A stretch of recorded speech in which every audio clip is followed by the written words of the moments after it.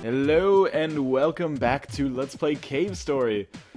So on the last episode, what did we do? We finished the grassland. So we got the bomb, we got Kazuya out of the problem that he had himself in, and now we are taking off to the sand zone.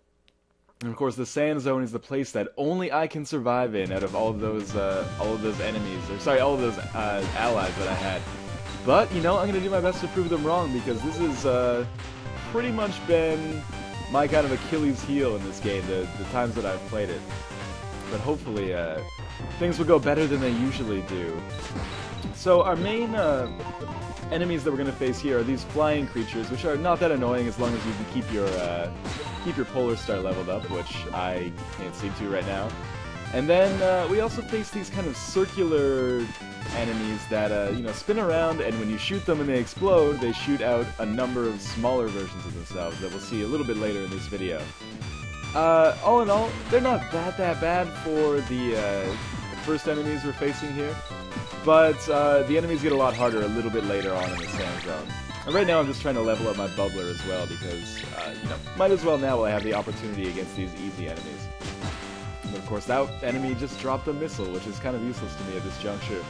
In any case, maybe I should probably just, actually make my way up this staircase for once and then move along. Because there is a lot to show in this sand zone. There's a couple secrets, there's a relatively long fetch quest, and I believe there's definitely one boss. I think there might be two, maybe even three, actually. But in any case, I guess that depends on whether you count this as a boss fight.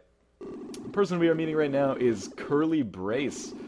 The Curly Brazen, more like, since she is just immediately pulling a gun on us without letting us respond to her queries at all.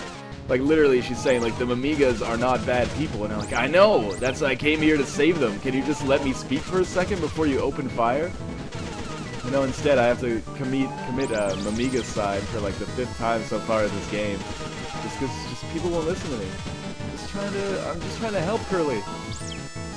She's relatively easy to defeat if you use the fireball like I did, but if you're using the Polar Star, she can actually be kind of tricky. I have almost died at least a couple of times in this fight, so just watch yourself. Make sure you use the fireball. And on that dialogue choice, I said, yes, I am here to kill the Mamigas, just to see what would happen. And the answer is not a whole lot. They just kind of went about their business, I guess, and then I have to go back and say, no, I'm not planning on killing the Amigas to advance the story. Which, makes sense, but I guess what I'm trying to get across is this game, in terms of, freedom of choice, is not exactly Mass Effect 2.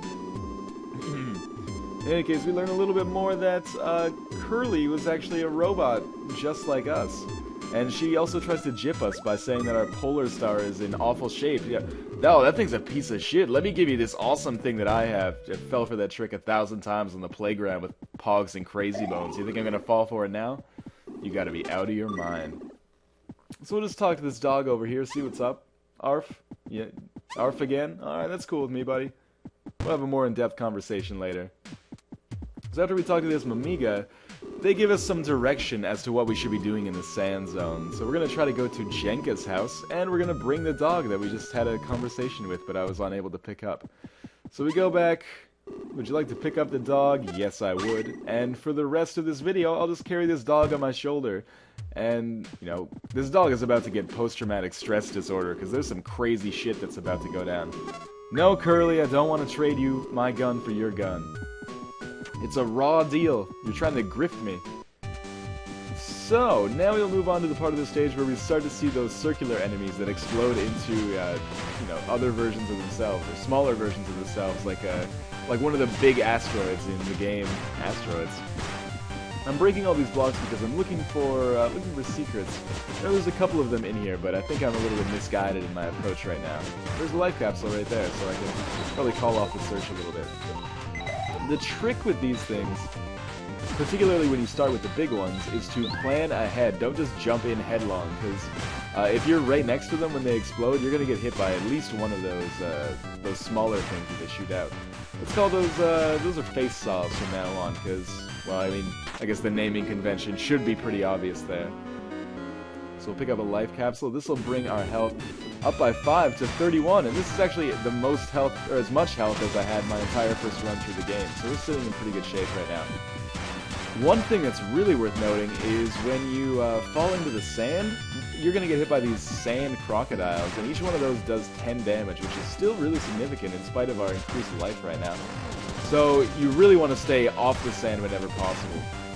But if by chance you do end up setting off one of those sand crocs, just you know, like, don't freak out. Don't shoot it, because when you shoot it, it goes back under the sand. But if you leave it up, then you can just kind of maneuver around it. You can make the best of a bad situation, let's put it that way. Again, I'm just trying to take my time with these and, you know, destroy them as safely as I can. And it's unfortunate that I can't get all that experience down at the bottom because the sand croc will get me. I guarantee if you're a first-timer playing this game, you're going to fall for that delicious, delicious experience trap at least a couple of times here. No, I can just get it. It won't be a problem. So I can just kill this thing. And then...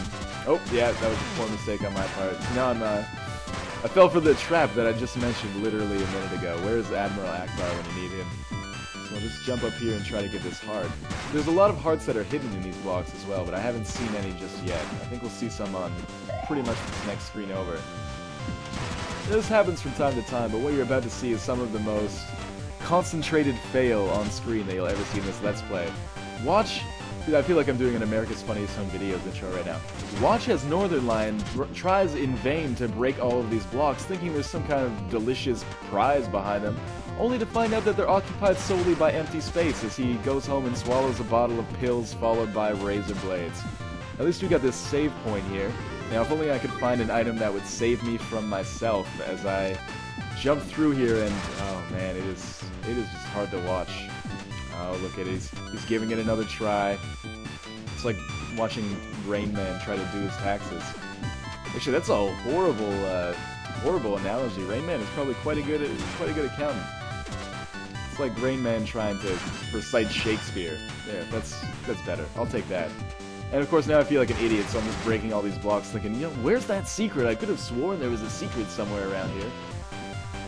Anyway, now that we're past that, this part is actually quite easy as long as you kind of plan your route accordingly. This is the Gran Turismo section of the game where you really got to be on the ball with your path that you take through if you want to make sure you get to the top. Again, another terrible analogy, but in any case, we want to keep those circles trapped as much as we can, and if we can get the ones inside that we have to fight near the bottom of the screen, the fireball will take them out without much effort on our parts, which is always a positive in my books. And on this one, of course, we want to break those blocks on the bottom instead of the ones on the top, because breaking the ones on the top would free that second circle. But this way, yeah, it's not so bad. Let's level up our bubbler, or at least get a little bit more experience for it. We're coming close to level 3, and at level 3 the bubbler becomes a pretty awesome weapon. At least for defensive purposes, although I'm not sure I'm going to be using it in the near future. As I mentioned in the last video, it's something that I definitely want to have leveled up, because the final boss fight in the game, I use the bubbler pretty extensively. Not that we're anywhere near that at all, actually. This is going to be a relatively long Let's Play. There's still a lot to go. I got insanely lucky that I didn't get hit by the sand croc there. Just a lucky, or, you know, if I was being more self-inflating, it was an extraordinarily well-timed jump to get out of the way of that sand croc. So here I'm figuring I'll break these enemies in half just to see if they drop some experience. And if they do, I'll use it to get my polar star a little bit higher, because on the next screen we actually have a boss fight. A boss fight of middling difficulty. I wouldn't call this necessarily hard, but it's also not easy. And although it might seem like it at this point, it is actually not a boss fight against Misery, although that may happen a little bit later in the game. Instead, it is a boss fight against something called Omega, which I'm assuming is named for its shape, kind of, as you'll see when it eventually jumps out of the sand. So it's actually surprisingly a boss fight where I don't totally blow for the first 10 seconds, which I know is probably a shocking change of pace if you've been watching the previous videos. But yeah, this is not such a bad one. The fireball is a pretty effective weapon at taking out those things, those red sewer grates that are coming after you. And, you know, everything else, you just basically want to hammer away at his core. I'm pretty sure that the missiles would probably be the best weapon for that, but the fireball is a decent choice just because it breaks those red projectiles up so quickly. And not to mention as well that the red projectiles drop experience, so if you lose experience with something, you can level it up relatively quickly. Just finish him off with a Polar Star here, and, you know, that's that. Not too bad. But of course, the catch is that when Omega jumps on you, if he hits you, he does a lot of damage and takes a lot of experience away. So it's a boss fight where the reason it's not so difficult is because it's not hard to avoid getting hit. But if you do get hit a couple of times, you're going to find yourself in dire straits. So we'll of course hit up this health and wellness spot here to get our missiles back, the few we used, and of course a little bit of health that we lost. And then we'll just make our way through this route that we cleared for ourselves, this kind of Oregon Trail back to our save point, at which point we will call it a day for now, and you know, pick up the same zone where we left off in the next video. So we'll just hop up into this dilapidated ceiling right here, covered in holes. This has probably got to be condemned by the city. But in any case, thank you for watching as always. See you next time, guys.